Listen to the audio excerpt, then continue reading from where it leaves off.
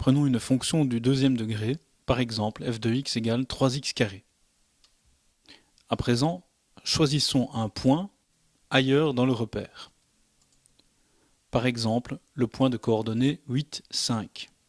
Utilisons ce nouveau point comme origine d'un nouveau repère que nous dessinerons en orange. Dans ce nouveau repère, nous allons faire une copie de notre parabole de départ. Nous appellerons g cette nouvelle fonction. Dans ce nouveau repère, elle a elle aussi comme équation g de x égale 3x². Notre question est de connaître l'équation de g de x dans le premier repère dessiné en bleu. Pour ce faire, il nous faut comprendre qu'à partir du repère orange, nous devons revenir dans le repère en bleu.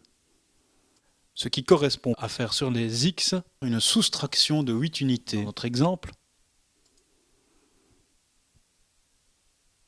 Et donc les x du repère bleu sont les x du repère orange auxquels nous soustrayons 8.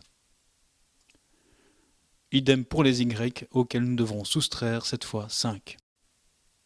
Partons de l'équation de notre parabole y égale 3x², qui va devenir, en remplaçant y par y-5 et x par x-8, y-5 égale 3 fois x-8 le tout au carré. En ajoutant 5 aux deux membres de l'égalité, nous obtenons la forme canonique d'une parabole. Pour résumer, 8, 5 était la coordonnée du sommet du nouveau repère dans l'ancien repère.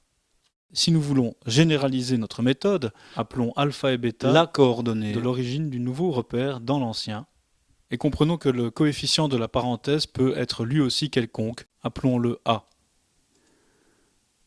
Nous obtenons une forme générale, forme canonique d'une fonction du second degré, dont le graphique est une parabole. Reprenons la parabole f de x égale 3x²,